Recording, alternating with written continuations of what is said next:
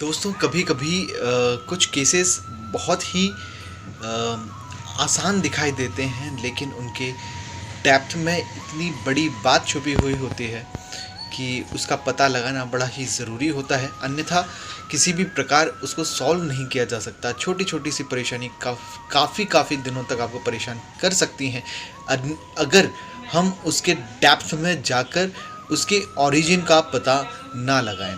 ऐसा ही एक केस अभी हमारे पास में आया था कुछ सब दिनों पहले, और हमने उसको सॉल्व किया है। तो मैं चाहता था कि इस केस को मैं आपके साथ में डिस्कस करूं, ताकि हमको समझ में आ सके कि कैसी कैसी चीज़ें हमारे हेल्थ को जो है अफेक्ट कर सकती हैं, और उस तरीके से अफेक्ट कर सकती है कि हम सोच भी नहीं सकते कि क्या क्या प्रभाव उस चीज़ों के पड़ेंगे। तो दोस्तों कुछ दिनों पहले की बात है, एक हमारे पास में महिला आई। उम्र 24 साल के करीब उनकी थी, और बड़ी ही सौम्य लेडी थी वो। और उनको काफ़ी दिनों से 4 साल से जो है उनको कॉन्स्टिपेशन की परेशानी थी। 4 साल से उनको कब्जियत की शिकायत थी, और उस कब्जियत के लिए उन्होंने काफ़ी सारी इलाज पहले से कर रहे थे। उन्होंने बहुत सारे इलाज किए, काफ़ी सारे आयुर्वेदिक मेडिसिन भी खाई और काफ़ी सारी एलोपैथिक मेडिसिन भी खाई। घरेलू उपचार वो कर चुके थे, थोड़ा बहुत उनको रिलीफ मिलता था, और फिर कंडीशन जस के तस वहीं आ जाती थी। प्रॉब्लम ये हो रहा था कि कॉन्स्टिपेशन थोड़ा बहुत नहीं था, उनको बार बार मोशन जाने की इच्छा तो होती थी, लेकिन पेट प्रॉपर साफ नहीं होता था। ये परेशानी उनकी काफ़ी टाइम से चल रही थी, और वो 4 से 5 दिन में एक बार खोलकर पेट साफ हो पाता था उनका। मतलब कि 4 से 5 दिन में एक बार उनका मोशन जाता था। अन्यथा उनको हर कुछ देर बाद ऐसा फील होता था कि उनका पेट साफ करने जाने चाहिए उनको, और जब वो जाती थी तो कोई मोशन नहीं होता था। इस तरीके से वो 4 साल से परेशान थी दोस्तों, और हर प्रकार का जो भी वो ट्रीटमेंट कर सकती थी उन्होंने जो है वो ट्रीटमेंट किया, और इसका परिणाम ये हुआ कि उनकी स्थिति वही की वही बनी रही। अभी कुछ दिनों पहले ही हमारे पास में केस आया। जब केस आया तो हमने इस केस को जो है प्रॉपर होम्योपैथिक केस टेकिंग इसकी की, और जो मेरे पास में डिटेल्स आई वो बड़ी ही नॉर्मल थी। ऐसी थी जैसा कि कोई भी आम केस होता है, एग्जैक्टली वैसा वैसा ही केस था। लेकिन समझने वाली बात ये थी कि फिर क्यों लेडी इतनी ज़्यादा परेशान थी। तो दोस्तों उनके साथ में प्रॉब्लम ये होता था कि वो 4 से 5 दिन में एक बार मोशन जाती थी, और उनको मोशन की इच्छा होती थी, लेकिन मोशन क्लियर नहीं होता था। 4 से 5 दिन में एक बार क्लियर मोशन होता था। इस कॉन्स्टिपेशन की वजह से उनको सरदर्द रहना स्टार्ट हो गया था, और अक्सर ये जो है उनको सरदर्द की परेशानी उनको रहती थी। बहुत ज़्यादा उनको नमक खाने की इच्छा होती थी, नमकीन खाने की इच्छा होती थी, और वो बिना चेक किए कि नमक ज़्यादा है कि कम है वो अपने खाने में नमक डाल लेती थी इन एडवांस। और अच्छा, कॉन्स्टिपेशन तो था उनको, लेकिन कभी ऐसा नहीं हुआ कि उनको भूख ना लगी हो। उनको प्रॉपर भूख लगती थी और प्रॉपर खाना खाती थी, और जो है पेट उनका फूला हुआ रहता था हमेशा। एक फुलनेस फील रहती थी उनको, डिस्टेंडेड एब्डोमेन रहता था उनका। और साथ ही एक और प्रॉब्लम थी कि उनको recurrent UTI, urinary tract infection उनको जो है बार बार रह रहा था।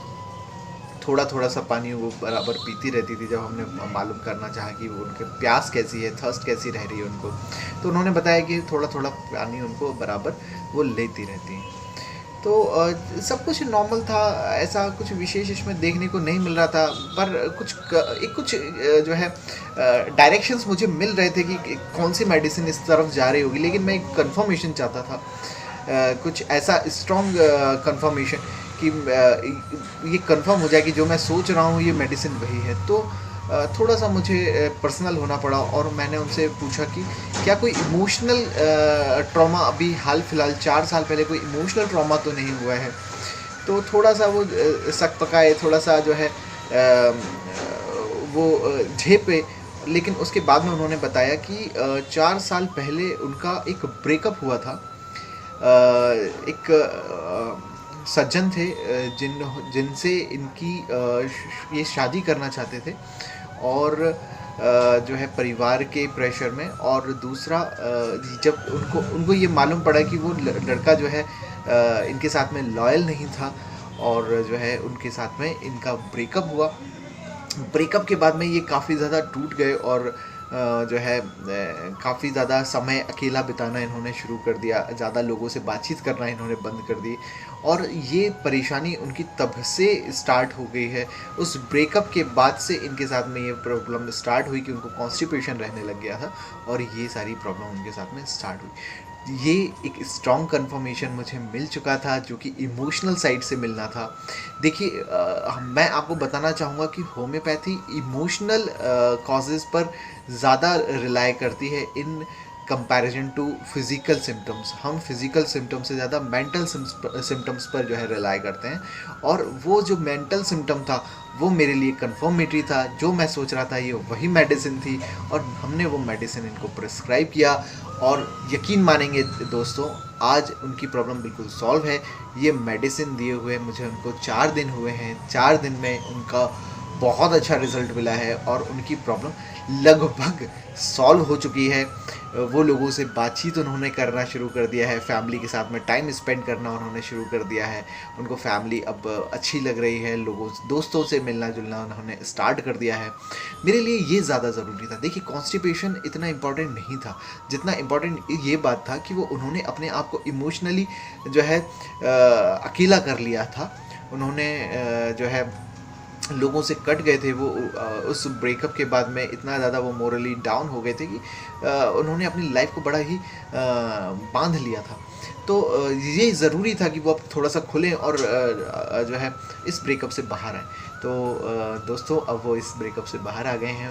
ये वीडियो वो देख रहे हैं और मैं उनको कॉन्ग्रेचुलेट करना चाहूँगा कि वो अब अपनी उस ब्लैक नाइट से बाहर आ चुके हैं जिसके वजह से वो 4 साल से परेशान थे। तो दोस्तों ये इमोशनल जो बातें होती हैं वो कहीं ना कहीं आपके डेप्थ में जाकर आपको बड़ा परेशान करती हैं। इसलिए अपने दोस्तों से मिलते जुलते रहिए, अपने परिवार के इसके साथ समय स्पेंड कीजिए। कोई भी व्यक्ति इतना खास नहीं हो सकता, इतना इम्पोर्टेंट नहीं हो सकता कि वो आपके परिवार की जगह ले ले। तो दोस्तों अपने परिवार के साथ रहें, अपने परिवार के साथ समय स्पेंड करें। कोई भी बात आपके मन में होती है उससे किसी से डिस्कस ज़रूर करें, मन में खुद ना रख लें क्योंकि ऐसा करने पर परेशानी आपको ही होने वाली है और कितना सारा समय आप जो है इसमें ख़राब कर देने वाले हैं। फिज़िकल सिम्टम्स जो भी हों वो ओरिजिन मेंटली होते हैं। सबसे पहले मेंटल सिम्टम्स आते हैं तब जाके कोई भी फिज़िकल कंप्लेंट स्टार्ट होती है। तो दोस्तों मेरा बस यही आपको मैसेज था कि कोई भी इमोशनल कॉज हो, कोई भी इमोशनल ट्रॉमा हो रहा हो, अक्सर होता है हर किसी की लाइफ में, कभी ना कभी कोई ना कोई इमोशनल ट्रॉमा होता है। तो जब भी कोई इमोशनल ट्रॉमा हो अकेले ना रहें, अपने दोस्तों से, अपने परिवार से, अपने किसी खास से इस संबंध में बातचीत ज़रूर करें। किसी के लिए इतने दुखी ना हो कि आप अपने आप को ही समय देना भूल जाएं।